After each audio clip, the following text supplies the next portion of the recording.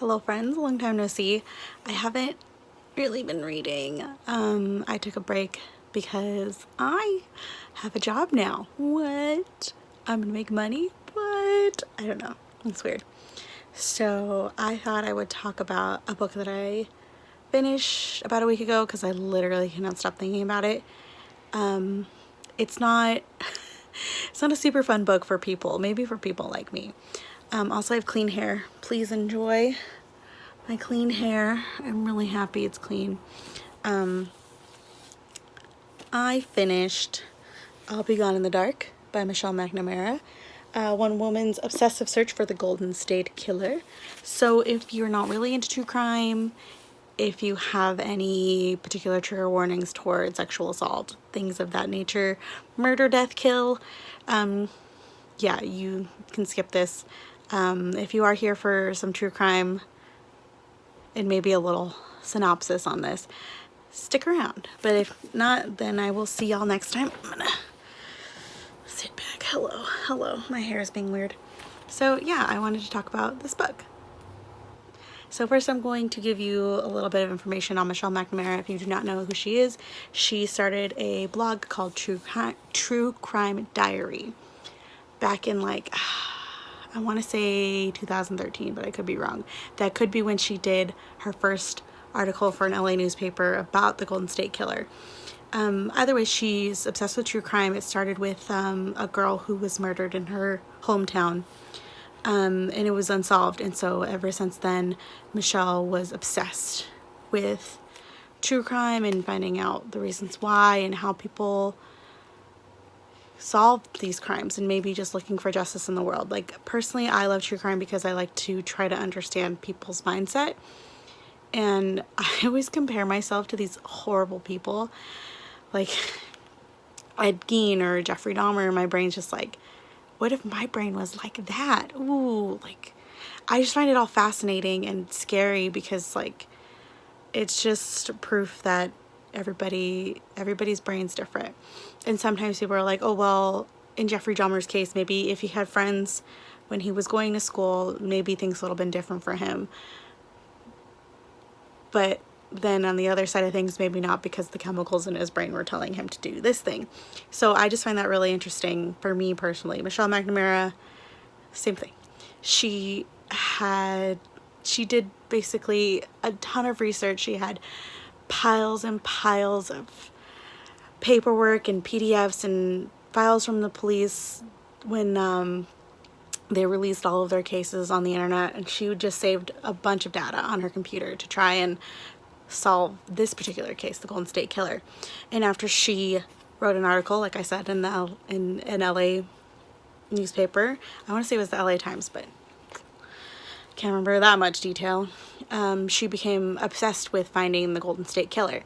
Now, Michelle McNamara was the one who coined the term the Golden State Killer before once all of his crimes were connected, because he was originally known as the original Night Stalker, the Diamond Knot Killer, or the East Area Rapist. So when the police finally linked all those crimes together, they realized that, oh, it's one person. That's when she came up with the name, and more people began to know of him as the Golden State Killer. Now, she started writing this book, I want to say in 2014, and she unfortunately passed away in 2016, and this book was released in 2018 after she died. Her husband helped finish it, Pat Oswalt. I don't know if you know him. He's a very funny man, very sweet man. He helped finish it. Billy Jensen, who was, I want to say, one of the investigators she was friends with. She was also friends with a man who worked in the police department, Paul Holes, and he's a very fascinating man. She has some conversations with him in the book. They went on a trip along the Northern California coast, because most of the things happened in Northern California, I want to say, except maybe Santa Barbara. Where is Santa Barbara? I don't even know.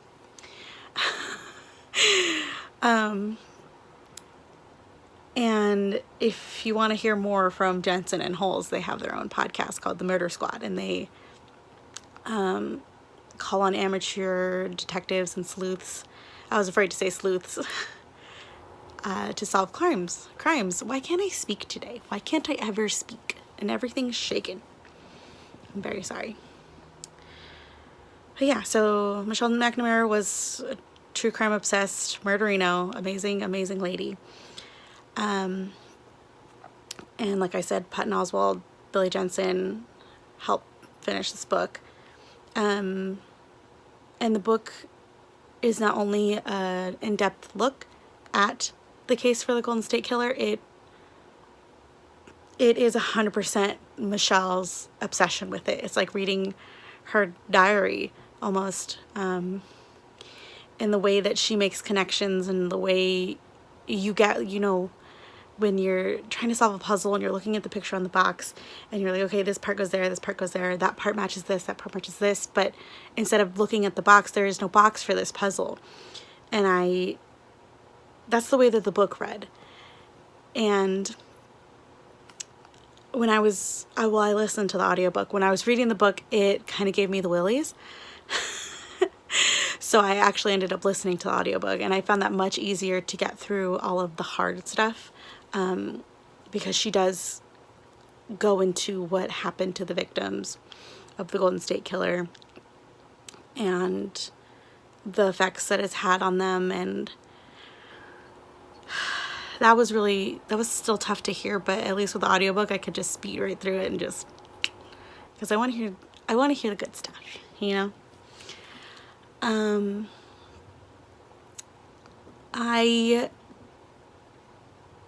I'm not usually one for nonfiction books. Like, I love reading true crime and things like that, but they take me forever to get through, and I don't just credit it for having listened to it on audiobook.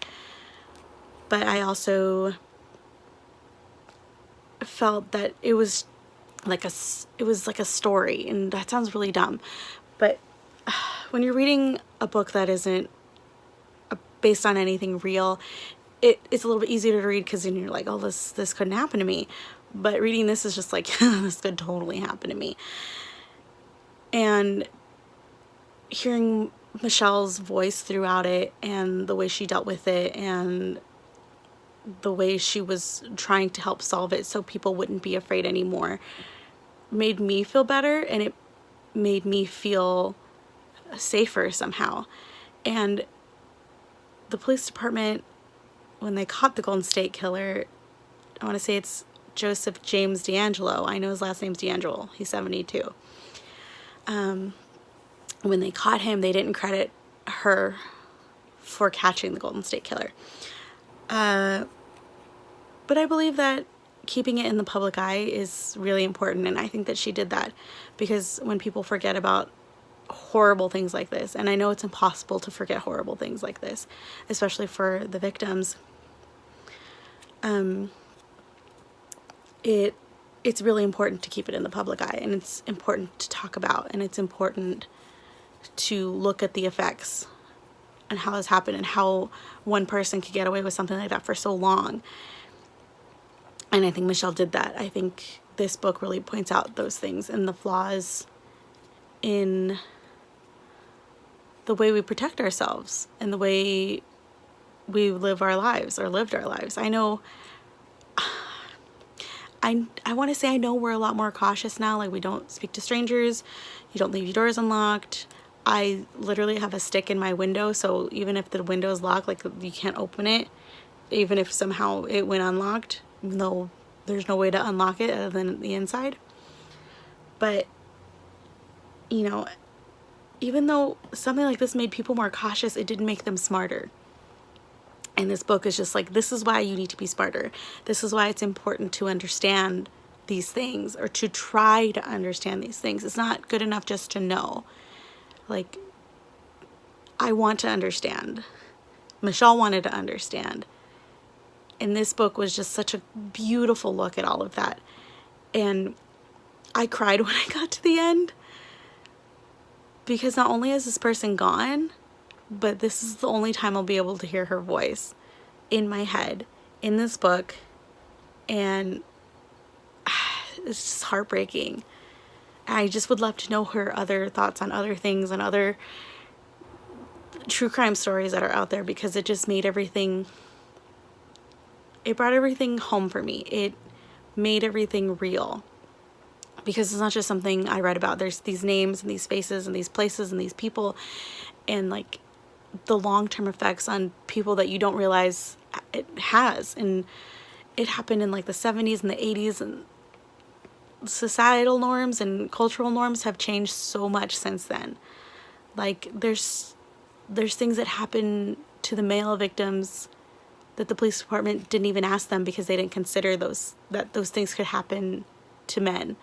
Like men were tied up and left in their own houses, and things would happen to them, and the police were like, well, how could this happen? There was a man in the house.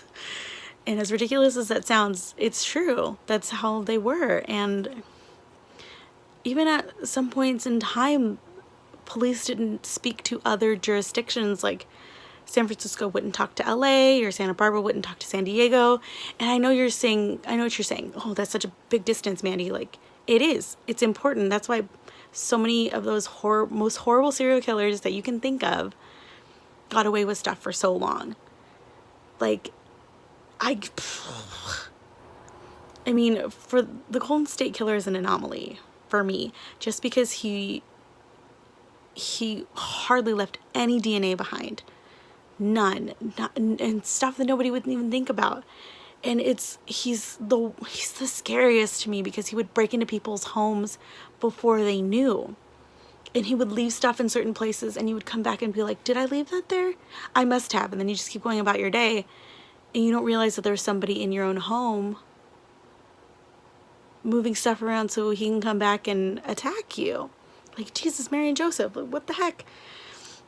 It's scary, and it's wild, and it's fascinating, and I hate that I'm like this, but it makes me more prepared and more aware, and I'm trying to be more understanding and smarter about the things that I say and I do.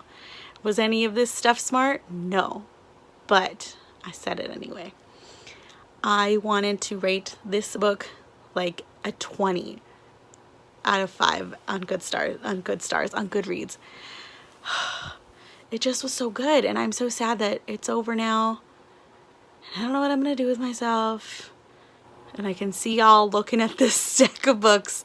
I know I have a problem, and now I'm gonna be making money, and there's just gonna be more books there. So I think the next book I'll read in the true crime realm will be an Anne Rule book, probably the one about Ted Bundy, because again, I hate myself. So if you're looking for a good nonfiction book, it's not super gruesome. There are like gruesome bits, but it's like sprinkled in there, like salt in the wound. And it's more, I can't stop using this word, but more fascinating than anything else I could think of. It's probably one of the best books I've read this year. And I know saying that people are going to come here and hate me, and that's fine. And hopefully I got my facts right, because I never want to stop talking about this book, and Michelle, and Patton Oswalt, and yeah. I mean, the good thing is that the Golden State Killer is caught, he's identified, he's sitting in prison, and he can't do that to anybody ever again. And also, I forgot the name of the woman. She was recently on My Favorite Murder podcast, and she was the only female detective on the team looking for the Golden State Killer, and she insisted that they called all of the victims before they announced that they caught the Golden State Killer into the media. And I thought that was so beautiful, I cried. So she's mentioned briefly in this book, but I can't remember her name because my brain sucks. So I'm gonna try and, I was gonna say something happy, but I think something happy's coming up here. Hello, come here. Do you want to say hello to the people? Come here. You want to say hello to the people? That's a nope, but you're going to anyway. Look, say hello, or say hello to me. Hello. This is also why I'm not too afraid, because these cats don't like other people. Yeah. Anyway, hopefully I'll come up with some more fun content. This was kind of depressing and I'm very sorry. Oh, I forgot one more thing. I wanted to tell you about the actual title, I'll Be Gone in the Dark. I wanted to end on something happy and I'm going to end on something creepy. The Golden State Killer used to like to call his victims after he attacked them. And one phone call he called and poor woman answered, and he said to her, "You'll be silent forever and I'll be gone in the dark." And that's terrifying. Yeah, that's why it's called I'll Be Gone in the Dark. So it's just so clean. It's so focused and I just love it so much. Okay, I need to stop staring laughing at this book. So yeah. Thanks for watching. Please subscribe, like if you liked, dislike if you don't. I don't care either way. I appreciate comments and commentary. And I really appreciate you for sticking around. And there's one finger again. And hopefully my brain will come back to me one day. And I'll stop saying so much. Okay, goodbye.